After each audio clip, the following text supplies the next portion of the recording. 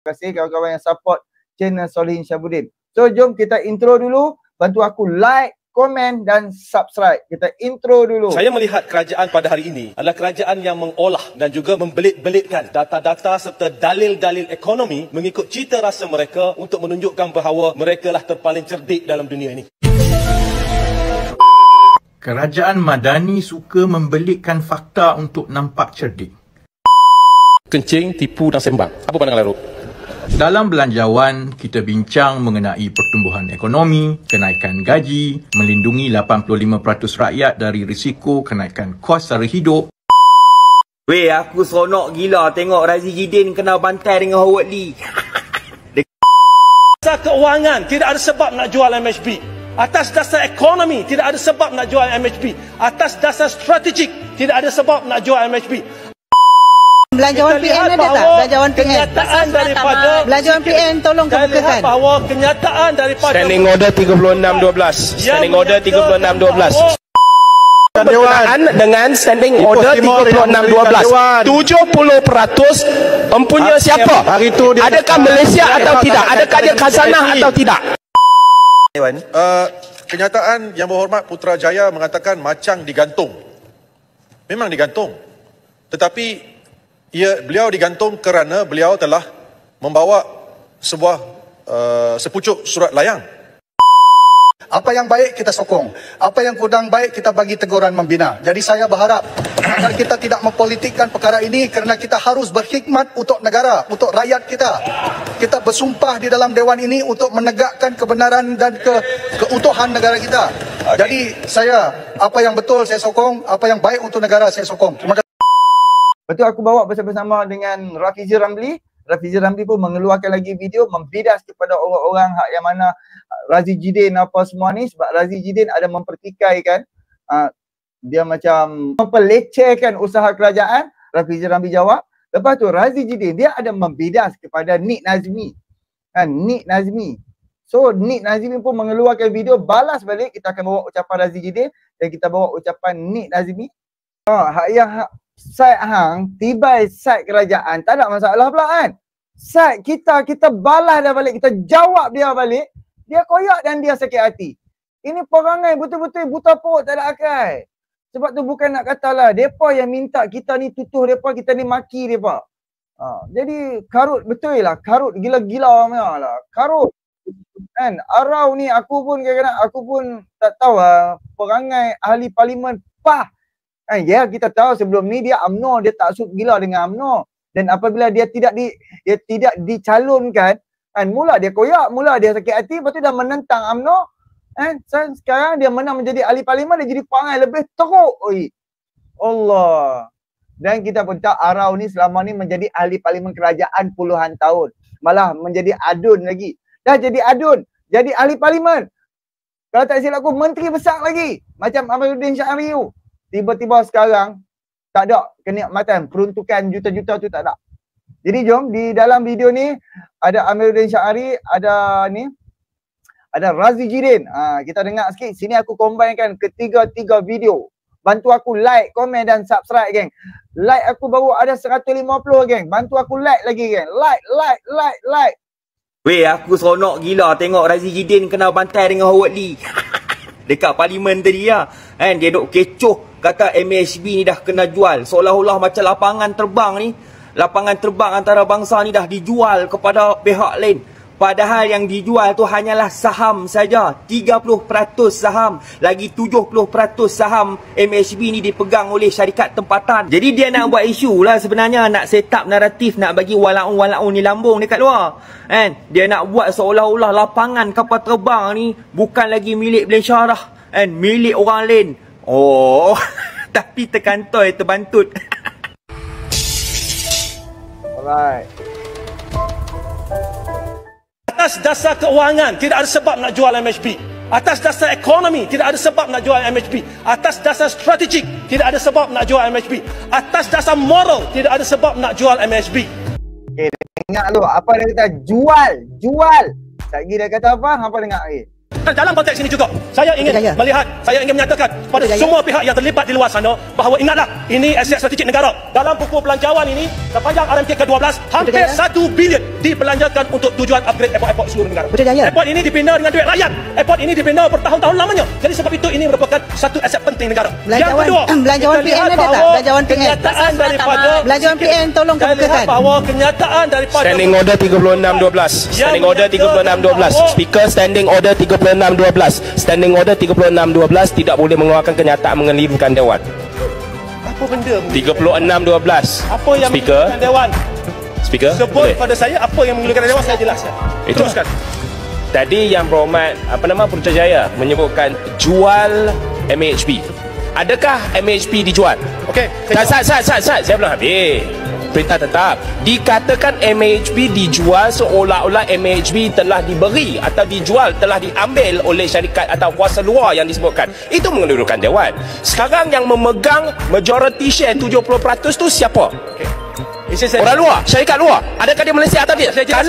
Kalau jawapannya 70% masih bawah kepunyaan. Apa? Sini, this is standing order. Perkara cepat. Kalau hari itu tak ada dalam Dewan, itulah sebabkan kita kenapa. Tapi tak apa. Itu kita sekarang tengah sembang berkenaan dengan standing order 3612. 70% empunya siapa? Adakah Malaysia atau tidak? Adakah dia khazanah atau tidak? Itu senang. Jawab ya atau tidak. Kalau tidaknya tarik balik. Itulah. Okey, kita sambung daripada belakang ni. Berkenaan dengan standing order 3612. 70% empunya siapa? Adakah Malaysia atau tidak? Adakah dia khazanah atau tidak? Itu senang. Jawab ya atau tidak. Kalau tidaknya tarik balik. Saya jelaskan duduk. Okey. Yang lain sila duduk. Putrajaya buat penjelasan. Saya jelaskan di sini. Okey, Sat hampa tengok Sat dah putar belik tu dahsyat. Tidak ada asasnya saya duduk sini nak kelirukan Dewan. 30% saya sebut 30% blok saham besar. 30%. Duduk. Jadi Yang Berhormat sebut tadi, Yang Berhormat sebut menjual MHP. Jadi itu mengelirukan Dewan. Speaker sila buat betul. Ipoh Timur ada 100 biji guli. 300 ini dijual, 30 dijual pada orang lain. Bukan dijual, jual kan? 30% jual kan? Itu jual 30% saham. Bukan jual MHP. Jual 30% saham MHP yang masih dipunyai oleh Malaysia. Memang sangat penting. Jadi jangan kelirukan Dewan. Kalau sebut 30% saham MHP, okey. Boleh tarik balik, boleh sebut kembali, tak ada masalah. Tapi tak boleh kelirukan Dewan dengan kata jual MHP. Senang. Tarik balik, sebut kembali, saya tak ada masalah. Cukup, saya sudah tahu apa yang diminta oleh Ipoh Timur. Yang Berhormat Putrajaya, apa yang disebut oleh Ipoh Timur ialah jangan sebut jualkan MHP. Saya tak kata jual, saya sebut tadi jual. Tengok baliklah. Aduh. Saya tak kata jual. Saya tak kata jual. Saya tak kata jual. Aduh, karut betul lah. Karut. Apa boleh tengok? Sekarang dia ada merujuk kepada orang kata dia tercedok. Nampak tak? Kan? Lepas sebab dia tahu di dalam parlimen dia ada kuasa. Kan? Kalau dia fitnahkan, tuduh apa kan, tak boleh dia ambil tindakan apa-apa. Jadi lepas gerak, lepas tu hampa tengok dekat TikTok dia ambil part tu dan dia ambil part ucapan dia saja sehinggalah depa bergaduh saja. Lepas tu dia tak ambil dah. Nampak tak? Dia nak tunjuk kata suara dia ni dahsyat. Jadi karut. Ahli Parlimen Pembangkang ni memang karut. Jadi jom kita dengar daripada Jelutong apa yang dikatakan oleh Jelutong. Kita tidak seharusnya mempolitikkan penjualan saham. Saham. Bukan tanah. Bukan airport semua. Bukannya tapak tanah lapangan terbang tu. Saham. Sebab syarikat-syarikat yang besar, syarikat-syarikat gergasi, dia perlu wujudkan saham untuk dia nak melabur, dia nak orang melabur dengan dia. Jadi kadang-kadang orang yang tak tahu ni mudahlah memperbodohkan. Jomlah kita dengar. Yang Berhormat Putrajaya tadi. Beliau mengeluarkan Patrick berapa Yang Hormat? 3612. Mengelirukan 36? Dewan. Ya, 3612. Mengelirukan Dewan. Apa yang menirukan Dewan? Kenyataan Yang Berhormat Putrajaya mengatakan macang digantung. Memang digantung. Tetapi okey, alright. Ini apa?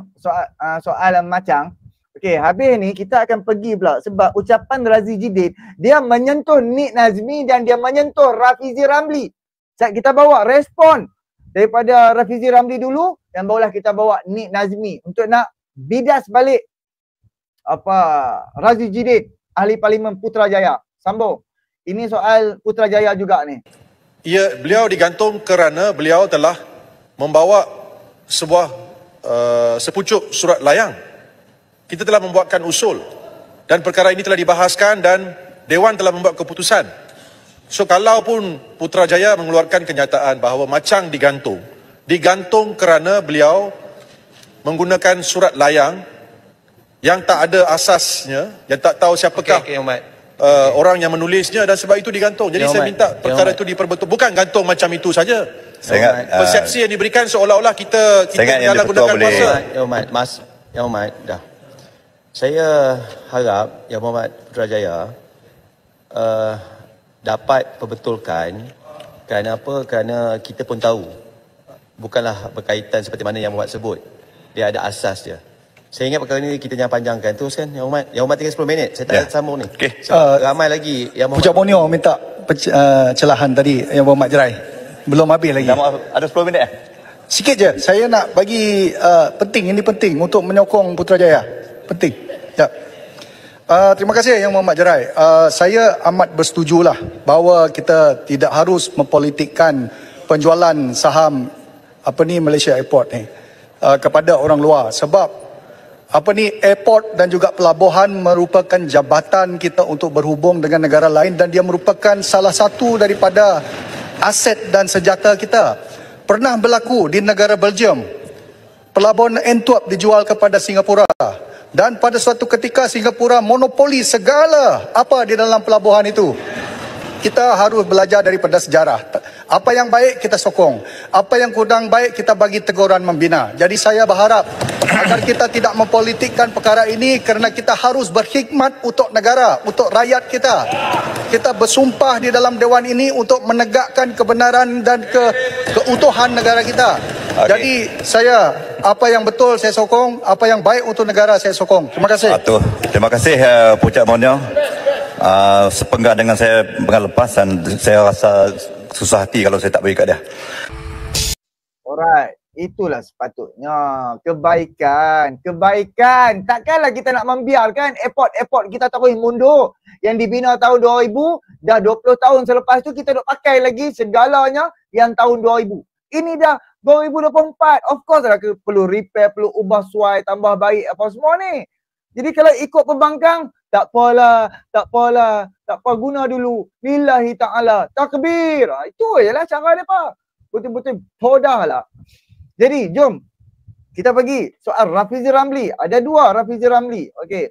Kita pergi Razi Jidin, Rafizi Ramli balas. Lepas tu kita pergi Rafizi Ramli pun dia ada keluarkan juga soal ketimbang ni. Kan? Tak apa, kita pergi Jidin ni dulu. Bantu aku like, komen dan subscribe geng. Like, komen dan subscribe. Bantu like, komen dan subscribe. 3 kali aku ulang. Tolong geng. Saya melihat kerajaan pada hari ini adalah kerajaan yang mengolah dan juga membelit-belitkan data-data serta dalil-dalil ekonomi mengikut cita rasa mereka untuk menunjukkan bahawa mereka lah terpaling cerdik dalam dunia ini. Kerajaan Madani suka membelitkan fakta untuk nampak cerdik. Saya minta Ahli Parlimen Putrajaya tarik balik kenyataan ini. Tak ada kaitan dengan saya. Tarik balik. Cukup Putrajaya. Tarik balik.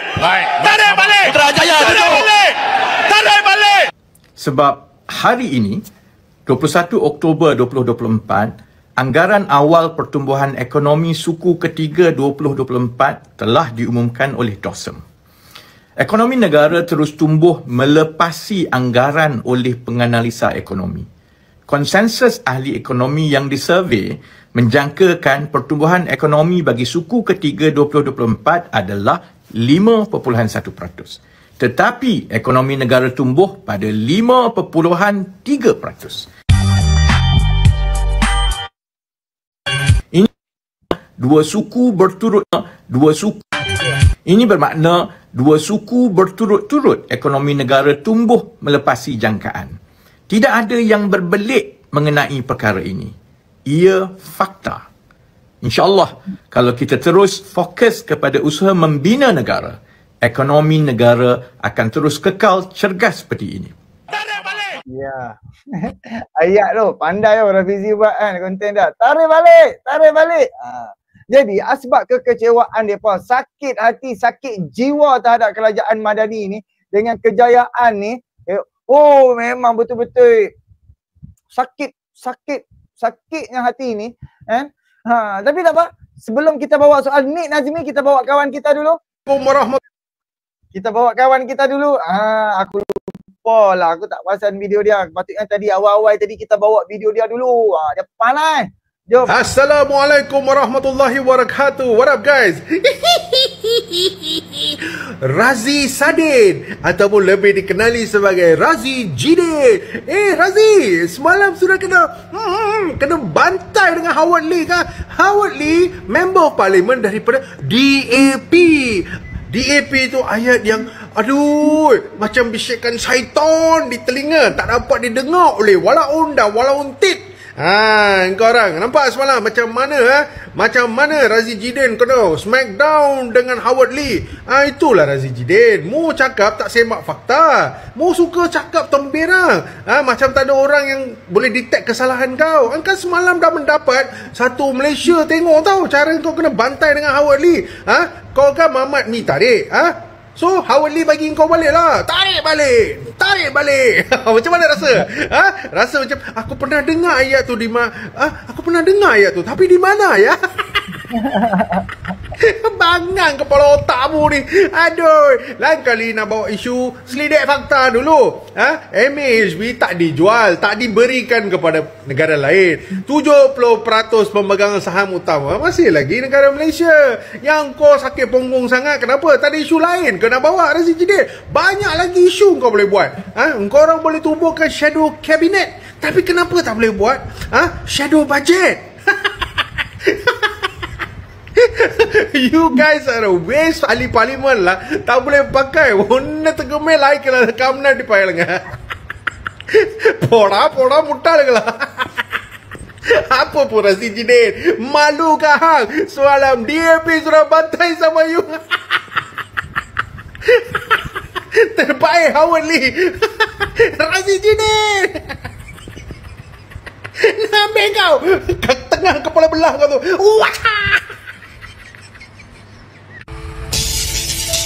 Aduh, dia ni pun. Okey, sahabat kita ni pun dekat TikTok pun sakan juga. Follower dia pun banyak juga, dan setiap video-video dia pun macam best. Dia punya cara dia menyampaikan, cara dia berhujah tu sedap lah kita dengar. Jadi terima kasih kawan-kawan yang hadir. Bantu aku like, komen dan subscribe. Kita ada lagi ni soal Razi Jidin ni, aku banyak lah. Dia sekarang ni Razi Jidin, dia sedang membina diri dia. Kesenyap. Okey, dia duk tengah membina diri dia untuk mungkin dia nak dia nak gantikan nanti suatu hari nanti dia boleh jadi ketua pembangkang ataupun dia kalah ataupun dia nak kenalkan diri dia. So dia terpaksa terkedepan. Paling bersuara supaya orang kenal dia. Tapi orang kenal dia ni Razi Jidin dengan penuh pembodohan dan penuh kebodohan. Jujur aku cakap. Jadi terima kasih kepada yang hadir, bantu aku like, komen dan subscribe. Okey. Ini ucapan Razi Jidin, aku ambil ucapan dia yang dia post dekat media sosial dia sendiri. Dan apabila dia ada petik Nik Nazmi, kita akan bawa respon daripada Nik Nazmi terhadap Razi Jidin. Jom. Bila ringgit jatuh, mereka senyap. Ringgit merudum, mereka senyap. Ringgit naik balik, inilah kejayaan kami. Tadi sebut tentang hutang negara. Jadi Yang Mohamad Larut, saya melihat kerajaan pada hari ini adalah kerajaan yang mengolah dan juga membelit-belitkan data-data serta dalil-dalil ekonomi mengikut cita rasa mereka untuk menunjukkan bahawa mereka lah terpaling cerdik dalam dunia ini. Sebab apa? Di mana-mana sahaja negara di dunia, di mana disebut oleh Yang Mohamad Larut tadi, apabila berlaku krisis ekonomi, tentunya kerajaan memainkan peranan penting. Selain daripada result yang sedia ada, selain daripada hasil kerajaan yang semakin mengecil suatu krisis ekonomi, dan diambil kira juga krisis kesihatan kesihatan pada waktu itu. Tentunya lah pada waktu itu hutang negara akan menjadi lebih tinggi. Dan saya nak bercerita sedikit. Ini kenyataan media. Majlis Presiden Pakatan Harapan bertarikh 1 Jun 2021 yang mana Okey, 2021 sewaktu Perikatan Nasional menjadi kerajaan dan buat darurat, buat lockdown negara. Ingat. 3 orang, iaitu Yang Berhormat Datuk Seri Anwar Ibrahim, Yang Berhormat Haji Muhammad Sabu dan Yang Berhormat Lim Guang Eng. Dan disebut dalam ini bahawa, saya petik satu persatu, Kerajaan Perikatan Nasional ini sepatutnya lebih berani berbelanja untuk memangkin pertumbuhan ekonomi dan seterusnya menyelamatkan negara dari kancah kemelesetan.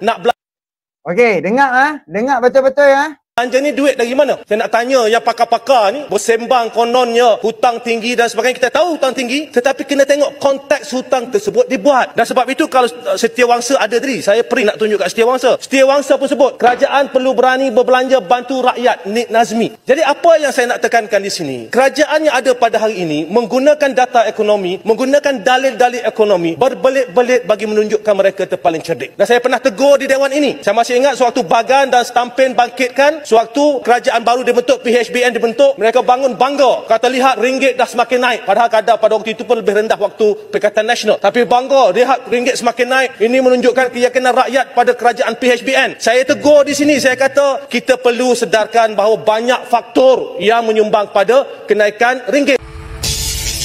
Okey, alright. Itu ucapan dia yang dia letak di dalam TikTok dia. So kita akan bawa bersama dengan Nik Nazmi sebab tadi dia petik nama Nik Nazmi. So Nik Nazmi mengeluarkan video untuk nak balas kepada dia balik. Akan tetapi, okey, kalau hampa ingat, okey, ini adalah Nik Nazmi. Kalau hampa ingat, apa yang berlaku sepanjang di bawah pemerintahan Perikatan Nasional? Apa yang berlaku? Rakyat hilang kerja, babe. Rakyat hilang kerja, rakyat tak ada kerja, rakyat susah nak mampu punya. Bukan nak kata aku sendiri pun susah gila. Kan? Baru mai KL, baru mai sebulan, pump lockdown. Susah gila, tak ada kerja, lockdown, tutup negara. Kondo-kondo tak boleh masuk. Kita nak pergi buat kerja. Hampa duk makan gaji buta sehingga pelabur lari. Dan sebelum hampa tumbang, sebelum hampa kalah pilihan raya, negara dah beralih kepada endemik. Apa haram kerja, apa pun hampa tak buat. Malah hampa tak usah nak menambahkan pendapatan negara. Dan hampa tak keluar pun daripada negara nak pergi tarik pelabur mai masuk ke dalam negara. Hampa tak buat pun. Yang dekat Kedah tu bilion-bilion tu, yang mana syarikat-syarikat yang nak kembangkan lagi. Syarikat tu dah ada dekat Pulau Pinang tapi dia nak kembangkan lagi pelaburan dia sahaja yang ada ketika itu. Anda kata sebagai contoh, dia dah buka dah dekat Penang lama dah. Lepas tu dia nak tambah lagi 10 bilion, 15 bilion tapi dia memilih untuk duduk dekat Kedah. Itu saja yang dibanggakan. Tapi hakikatnya kenapa hampa tak berani berbelanja? Sebab hampa pun tak ada duit. Tu je sebab hampa tak reti cari duit. Jadi masalah puak-puak ni. Jadi jom kita dengar respon daripada Nik Nazmi. Kawan-kawan yang baru masuk, bantu aku like, komen dan subscribe. Kalau Setiawangsa ada tadi, saya pergi nak tunjuk kat Setiawangsa. Setiawangsa pun sebut kerajaan perlu berani berbelanja bantu rakyat, Nik Nazmi. Baru-baru ini Yang Berhormat Putrajaya telah memetik ucapan saya pada tahun 2021 ketika pandemik COVID yang menggesa supaya kerajaan berani berbelanja untuk bantu rakyat. Beliau menyentuh tentang belanjawan 2025 yang dibentangkan baru-baru ini. Sebenarnya kalau kita tengok, apa yang kita komit di dalam belanjawan ini tetap untuk membantu rakyat yang ramai. Kita tahu dalam pengumuman penyasaran subsidi, kerajaan telah memperuntukkan untuk membantu 85% daripada rakyat. Bukan hanya golongan bawah 40, B40 ataupun golongan M40 tetapi golongan 85% rakyat biasa. Ini memastikan wang kerajaan yang terhad ini dapat dibelanjakan untuk manfaat rakyat yang ramai. Kita tahu kalau subsidi petrol yang hendak disentuh oleh pihak kerajaan, kalau sebelum ini dia subsidi pukar, maka kalau orang itu bawa Porsche, mereka akan dapat subsidi yang jauh berbanding orang yang bawa motor kapcai. Jadi sebab itu dengan dasar yang baru ini, mereka yang maha kaya, orang asing tidak akan terima subsidi tetapi rakyat biasa 85% akan tetap terima subsidi. Malah perbelanjaan kerajaan, contohnya STR dan SARA juga ditingkatkan sehingga menyentuh bilangan yang cukup ramai daripada 10 bilion kepada 13 bilion ringgit. Hampa bayangkan soal STR ni, daripada yang dapat 3,000 lebih, dia meningkat RM1,000 dapat 4,000 lebih. Siapa yang gaji dia di level B40, anak 4, anak 5 orang, dan anak semua bersekolah lagi, dia dapat sampai 4,000 lebih. Zaman PN awal hampa tak bagi macam kerajaan hari ni bagi. Mana kata kerajaan hari ni berani berbelanja tanpa menambah hutang, malah mengurangkan lagi kadar hutang setiap tahun. Hei. Manfaat kepada 60% daripada orang dewasa yang ada di negara kita. Jadi kalau ada yang nak menimbulkan bahawa kerajaan nak memulakan satu perang kelas ataupun class warfare terhadap orang kaya, mereka tidak mengiktiraf apa yang kerajaan lakukan. Misalnya untuk membina sekolah baru. 800 juta juga diperuntukkan untuk bantuan awal persekolahan yang akan memberi manfaat kepada lebih 5 juta pelajar. Bayangkan ni, hampa cuba bayangkan 800 juta kerajaan bagi untuk anak-anak kita, setiap seorang dapat RM150. Setiap kali bila cuti sebulan, cuti sekolah, bila masuk sekolah baru buka, kalau anak kita 4 orang, kita dapat berapa? Kita dapat RM600 untuk keluarga anak 4 orang bersekolah. Bayangkan sebelum ni tak pernah ada. Sewaktu ibu bapa ni, dia punya pening kepala otak waktu sekolah baru mula-mula duk nak buka. Berbeza dengan sekarang. Bila mak bapak nak hantar anak pergi sekolah ni, waktu sekolah baru buka, hati mak bapak pun tenang, senang. Sebab kerajaan bagi untuk satu orang RM150. Tak kira, semua dapat. Dia tu pelajar sekolah saja, semua dapat. Jadi jangan jadi munafik, YGDin. Aku geram tunggu. Darjah 1 sampai tingkatan 5 tidak kira latar belakang ibu bapa mereka. Begitu juga dengan perbelanjaan-perbelanjaan yang lain dari segi sektor pendidikan, sektor kesihatan dan sebagainya. Memang betul, tak ada orang tak suka duit untuk masuk ke dalam dompet mereka. Semua orang suka dapat subsidi, tetapi tidak adil lah kalau semua orang kaya pun patut terima subsidi atau apa yang diungkapkan oleh Perdana Menteri seperti derma ataupun sedekah. Tentulah orang miskin ataupun orang biasa yang patut dibantu. Jadi apa yang kerajaan cuba lakukan sekarang ialah berada di jalur tengah antara pendekatan tongkat, subsidi pukal, semua orang dapat subsidi, ataupun satu pendekatan pasaran bebas yang mana tidak ada langsung bantuan kerajaan. Kerajaan menyasarkan kepada 85% rakyat Malaysia, dan inilah yang kita percaya sebagai satu pendekatan yang terbaik. Kita lihat misalnya dalam apa yang kita buat sebelum ini ketika saya menjadi Menteri NRECC untuk tarif elektrik pun, kita melaraskan semula tarif untuk golongan 15% paling kaya. Saya yakin sahabat-sahabat saya di sebelah sana, Perikatan Nasional, setuju. Tidak adillah kalau orang yang maha kaya ini dapat bukan sahaja subsidi, malah subsidi yang lebih banyak daripada orang miskin. Kerana yang layak untuk terima bantuan terbanyak ialah orang yang susah dan orang yang sederhana. Ini yang sepatutnya kita bantu. Ini yang sepatutnya kita bela, dan kerajaan yang ada pada hari ini dengan belanjawan yang terbesar dalam sejarah dengan peningkatan untuk perbelanjaan kesihatan dan pendidikan sedang melakukannya untuk kebaikan rakyat. Dan kita juga telah lihat komitmen kerajaan, kita naikkan gaji penjawat awam, naikkan gaji minima, kita perkenalkan mekanisme gaji progresif untuk kita memastikan faedah pertumbuhan ekonomi yang begitu pesat di bawah kerajaan Madani ini akan dapat dinikmati oleh rakyat Malaysia yang ramai. Kalau nak petik apa yang saya tulis tu, baca betul-betul, fikir betul-betul, sebab apa yang saya cakap pada 2021 dan apa yang kerajaan buat pada tahun 2025 ini memang selaras. Ya. Itulah soal Razi Jidin. Dia kadang-kadang betapa munafiknya puak-puak ni. So kita ada lagi Razi Jidin. Razi Jidin berkaitan, aku ada juga soal Syed Saddiq ni juga, kawan kita menjawab dan juga memberi respon. Tapi kita nak bawa Razi Jidin juga soal takkan gaji 30,000, 40,000. Takkanlah tak boleh pasang aircon. Ahmad Duduk. Berulang-ulang kali. Dengarlah Duduk. Lagi Ahmad Duduk. Berulang-ulang kali. Dengarlah Duduk. Lagi Ahmad Duduk. Berulang-ulang kali.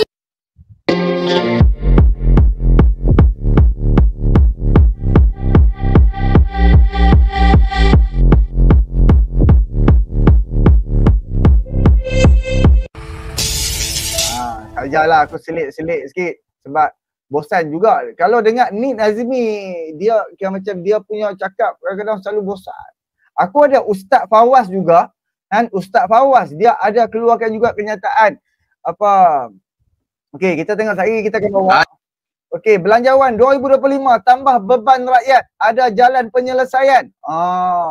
Pas sendiri cakap ni. Ustaz Fawaz kata ni. Tak apa, kita akan bawa lagi. Kita habiskan dulu dengan Razi Jidin apabila berhujah di dalam parlimen dan dipatahkan oleh ahli parlimen Negeri Sembilan. Oh, ada lagi satu lagi Razi Jidin daripada Rafizi Ramli. Tak apa. Satgi hak tu soal ketimbang. Jadi jom bantu aku like. Bantu aku like, komen dan subscribe guys. Subscribe guys. Ada ahli parlimen, ada gaji elong mencukupi. Setakat aircon baru RM2,400. Jom. Di Jelebu saya nak bagi contoh, Datuk Indah Petua, kita ada sekolah menengah agama Kuala Kelawang. Sekolah berdindingkan kayu, berlantaikan kayu, Datuk Indah Petua. Tapi ada aircon. Aircon siapa bagi? Ahli parlimen bagi, Datuk Indah Petua. Datuk ahli parlimen bagi. Dan keputusan daripada sekolah ni sangat... Yang Muhammad bagi aircon pakai peruntukan mana? Peruntukan untuk ahli parlimen kan? Kalau kami dapat begitu, Alhamdulillah, kami juga boleh buat benda yang sama. Putrajaya, saya nak bagi tahu Putrajaya, ahli parlimen ada gaji dan allowance yang mencukupi. Aircon baru 2,400 saja. Saya bagi 4. Itu kalau satu sekolah yang Muhammad. Jadi sahabat-sahabat kita ni ramai. Oleh kerana Yang Muhammad dapat berjuta-juta setahun. Kami tak dapat 10 sen pun yang Muhammad. Biarlah ada empathy sikit yang Muhammad. Oleh kerana Putrajaya tanya berkaitan sekolah menjurus kepada sekolah agama Kuala Kelawang, saya nak infak untuk mendapatkan pahala bagi mengalirkan sedikit gaji saya kepada sekolah agama Kuala Kelawang. Kan itu ekonnya ada sekat Dewan tu je Putrajaya. Okey, dah tu Putrajaya ya. Saya nak sambung lagi Datuk Indah Petua. Kerana Putrajaya kacau ni saya nak minta tolong sikit Datuk Petua. Masa dah habis. Nanti sabar sekejap Datuk Petua. Ni saya nak sebut ni sekolah daif ni. Menteri Besar Negeri Sembilan bagi peruntukan yang berterusan kepada sekolah ini. Dan keputusan cemerlang. Dia ada 8A, ada 7A, ada 6A. Tetapi adakah kita berlaku adil kepada keluarga guru dan juga warga sekolah jika sekolah ini kita tidak naik taraf ataupun banner baru Datuk Indah Petua? Kerana rata-rata guru dan juga kaki tangan sekolah berusaha gigih untuk menghasilkan murid cemerlang. Saya sokong dalam belanjawan ini juga disebut. Saya sebut banyak sangat nama Yang Amat Berhormat Tambun. Kerana apa yang disebut itu betul. Dia nak wujudkan pasukan petugas khas reformasi agensi STAR yang diketuai oleh KSN untuk mengetahui isu yang berkaitan dengan rakyat seperti sekolah, klinik, daif dan sebagainya supaya diambil tindakan. Cumanya saya nak sebut sebagai penambahbaikan, nak cadangkan kepada pasukan STAR ini supaya pasukan STAR ini juga dapat menerima pandangan daripada semua ahli parlimen. Sama ada ahli parlimen daripada pihak kerajaan ataupun daripada pihak sana untuk menambah baik soal yang berkaitan dengan masalah yang berlaku berhubungan dengan masalah rakyat. Kerana ini ahli parlimen semua memang sedia maklum tentang perkara-perkara yang berkaitan dengan dengan masalah yang berkaitan dengan rakyat ini. Last sekali Datuk Indah Petua, ini akhir, ini betul-betul akhir Datuk Petua. Pasal tadi ada satu topik saya nak sebut tapi saya dah tanya menteri tadi JSB ni Datuk Petua, once for all ini soal berkaitan dengan akidah. Saya setuju dengan pihak sebelah bersama dengan pihak kerajaan supaya aktiviti JSB perkara yang berkaitan dengan akidah kita tidak boleh kompromi. Kita harus ambil satu pendekatan untuk meletakkan titik tolak kepada penyelewengan akidah. Apatah lagi eksploitasi kanak-kanak. 25 juta Perdana Menteri beri untuk mengatasi dan mengadakan aktiviti pemulihan. Ini melambangkan apa Datuk Indah Petua? Kalau tadi dikatakan sebagai Malaysia negara pelancongan banjir yang disebut oleh Seputi, jangan besok apabila berkaitan dengan akidah ini juga menjadi satu permainan bualan oleh... Habis dekat situ.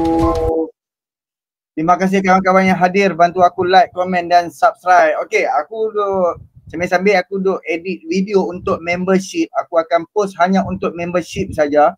Kalau kawan-kawan kalau nak join membership, boleh join aku punya membership. Aku tak pasti RM5 sebulan ke RM10 sebulan. Aku pun lupa lah. Tapi boleh pakat join membership. So kita nak bawa dengan Rafizi Ramli. Rafizi Ramli, ni balas. Ini Rafizi Ramli balas. Rafizi Ramli balas dan ada ucapan Anwar Ibrahim. Soal ni kencing, tipu dan sembang. Rafizi Ramli ada belakang ni. Jadi ini soal belanjawan, tapi entah apa-apalah perangai pembangkang ni. Aku kalau pembangkang ni, aku boleh duduk berdepan dengan 68 orang ni, aku nak tutuh kau depan-depan hampa ni. Jadilah pembangkang yang membina sikit. Jangan jadi pembangkang yang musibat, yang langsung tak ada ciri-ciri kepimpinan pun. Kalau aku boleh berdepan lah. Tapi memang payahlah kalau aku nak berdepan dengan 68 orang tu. Sebab lagi 6 orang daripada sokong Anwar Ibrahim. So mentaliti mereka, pengetahuan mereka, otak mereka dah tak macam pembangkang hari ni. Apabila aku dengar, lagi aku akan bawa ucapan daripada ahli parlimen Gua Musang terhadap Datuk Seri Anwar Ibrahim. Kita bawa. Jadi jom kita dengar ini apa yang dikatakan. Kencing, tipu dan sembang. Apa pandangan Larut? Dalam belanjawan, kita bincang mengenai pertumbuhan ekonomi, kenaikan gaji, melindungi 85% rakyat dari risiko kenaikan kos sara hidup. Ini kena belajar bahasa juga sedikit. Macam ketimbang. Saya tanya dia orang bahasa. Istilah ini, dia ikut zaman. Dia apa yang disebutkan keperihalan keadaan. Ini teori bahasa. Context of situation. Orang guna, dia guna. Dulu tidak ada alaf. Tidak ada mampan, tidak ada ketelusan. Tetapi bila kita gunakan, dia bahasa teliti, terutama ucapan belanjawan, dan dia rasa sesuai, dia kembangkan. Dan saya sama setuju dengan Beras supaya kita memperkasakan bahasa. Kencing, tipu dan sembang. Apa pandangan Larut? Dalam belanjawan, kita bincang mengenai pertumbuhan ekonomi, kenaikan gaji, melindungi 85% rakyat dari risiko kenaikan kos sara hidup, mewujudkan peluang pekerjaan dan perniagaan. Pembangkang bincang, 1. Tak puas hati PM tak ambil gaji. Mungkin dia malaikat kot, dia tak makan gaji. Ataupun dia mungkin transfer saja. Kotlah dia nak juga ikut teladan dari PM untuk tak ambil gaji ataupun potong gaji. Kami yang Menteri PKR potong gaji 40%. 20% potong gaji untuk menjimatkan perbelanjaan kerajaan. 20% dipotong sebagai sumbangan kepada parti. 2. Pembangkang buat ucapan untuk memalukan negeri dan pengundi sendiri. Ini ucapan dari ahli parlimen Hulu Terengganu. Ketimbang ketimbang ni saya cek dalam kamu dewan, tak ada petang ketimbang. Saya baca dalam internet, dalam WhatsApp, ketimbang tu kencing, tipu dan sembang. Apa pandangan Larut? Masa kami pembangkang dulu, kami buat belanjawan bayangan supaya rakyat dapat membandingkan bagaimana kami akan mentadbir ekonomi negara. Pembangkang sekarang, mereka rasa cukup untuk mereka jadi bayang-bayang di parlimen saja. Itu dah dikira penuhi tanggungjawab jadi ahli parlimen membahaskan belanjawan negara. Alright. Itu tanggungjawab sepatutnya. Tapi duk melaluk sana, duk melaluk sini, duk melaluk sana untuk nak tibai kerajaan je, untuk nak tutuh kerajaan je. Itu je modal dia. Jadi sebab tu aku nak bawa ucapan daripada Harun. Harun memberi nasihat kepada kita. Harun kawan aku ni memberi nasihat untuk kawan-kawan. Kalau di dalam tu ada 500 dekat-dekat 600 orang ni yang ada yang masih lagi menyokong ataupun atas pagar kan, hak yang terasa berkehendak duk nak sokong PAS. Duk nak sokong PAS, duk nak sokong lagi Perikatan Nasional. Sampai bila hampa boleh nilai lah perangai-perangai pembangkang dan juga pemimpin. Pemimpin, takkan kita nak perangai yang macam duk ada di dalam perikatan ni. Sampai bila kita nak diperbodohkan, dipergunakan oleh puak-puak ni. Menggunakan agama demi kepentingan politik mereka. Menggunakan Melayu, bangsa Melayu. Menggunakan kononnya suara-suara rakyat demi politik mereka. Sampai bila geng kita nak dipergunakan oleh puak-puak ni. Jadi negara akan rosak sebab ahli-ahli politik yang rosak. Jadi jom kita dengar sama-sama. Mat, Mat. Sudah-sudahlah tu sokong PAS. Sudah-sudahlah cakap kami ni yang tak sokong PAS ni. Kami tak sokong Islam. Jangan sampai macam tu sekali, Mat. Bukan tak boleh nak sokong PAS. Tapi kalau sampai sesatkan kami ni, kata dekat kami ni macam-macam, kan, buat macam PAS ni, macam agama. Yang tu yang tak boleh tu, Mat. Ya, kami tahu Mat nak Islam. Kami semua ni pun nak Islam juga. Cuba Mat tengok negeri Selangor. Bukan bawah PAS pun. Sama aja macam negeri bawah PAS. Setiap waktu azan, setiap hari ada kuliah, boleh pergi masjid. Kemudian kita tengok peruntukan negeri Selangor ni, Mat. lebih hebat lagi daripada negeri bawah PAS. Dulu waktu Mat sebelum sokong PAS, Mat selalu lepak dengan kami. Kalau jumpa kami siap tegur, kami seronok sangat dengan Mat. Tapi bila Mat dah sokong PAS sekarang ni, perangai Mat dia jadi pelik. Mat dah tak mau lepak dengan kami. Mat jauhkan diri daripada kami. Sampai Mat tak mau tegur kami. Kami jemput pergi kenduri kami pun, Mat dah tak mau pergi. Kenapa sampai macam tu sekali, Mat? Hina sangatkah kami ni, Mat? Mat, Mat, hina sangatkah kami ni, Mat? Sehingga Mat sampai jumpa kami nak bersalam pun sampai Mat tak mau salam dengan kami. Aku kalau ikutkan aku nak sebut je nama sepupu aku ni yang ada dekat kampung ni. Lagi kalau dia juga tengok lagi takut dia terasa nanti bila-bila minggu depan aku nak balik-balik nanti dia dapat selisih dengan aku, dia punya kata hang ni memalukan aku di dalam live hang lah apa semua. Tapi hakikatnya waktu sebelum kita sekolah sama-sama, kita habis sekolah sama-sama, kita berkawan, kita melepak, kita pergi motong getah bersama-sama. Dan sekarang bila aku menyokong Anwar Ibrahim, hang menyokong Hadi Awang, kan? Hang boleh kata aku hina ulama, aku hina Islam, aku menjatuhkan Islam. Sampai bila? Waktu kita tak berpolitik, tak ada pun sentimen-sentimen pergaduhan. Sekarang ni sehingga hang lawan Islam, hang lawan ulama. Celah bedah mana? Yang hang katakan ulama dia adalah ahli politik. Yang duduk di dalam Dewan Parlimen tu semua ahli-ahli politik. Hang boleh kritik aku boleh kritik hang. Hang boleh kritik pembangkang. Kan? Kalau side daripada kerajaan boleh kritik pembangkang. Dan side pembangkang boleh kritik kerajaan. Tetapi tak boleh fitnah. Tak boleh tuduh menuduh. Tak boleh mengada-adakan cerita yang tak ada. Tapi hang mengada-adakan. Jadi politik macam inilah yang memberi rosak kepada rakyat-rakyat dalam negara kita. Sebab apa? Bila hang bercakap dengan penuh keyakinan, padahal yang hang cakap tu semua palsu, benda tak berlaku, benda-benda fitnah. Lepas tu waktu tu hang macam hang dengar. Tapi apabila si Tuan Badan menjawab, side kerajaan menjawab dengan tuduhan hang tu, kan, rupa-rupanya itu adalah fitnah. Tapi side menjawab tu hang tak dengar ucapan dia. Kan, hang tak dengar Tuan Badan yang menjawab, memberi jawapan balik sebab tuduhan tu. Tu hang tak dengar. So kat dalam kepala otak hang hanya ingat yang fitnah sahaja. Yang jawapan cerita yang sebenar yang tu hang buat macam tak tahu. Oh, ini liberal, ini sekular. Ini yang masalah. Puak-puak PAS ni. Orang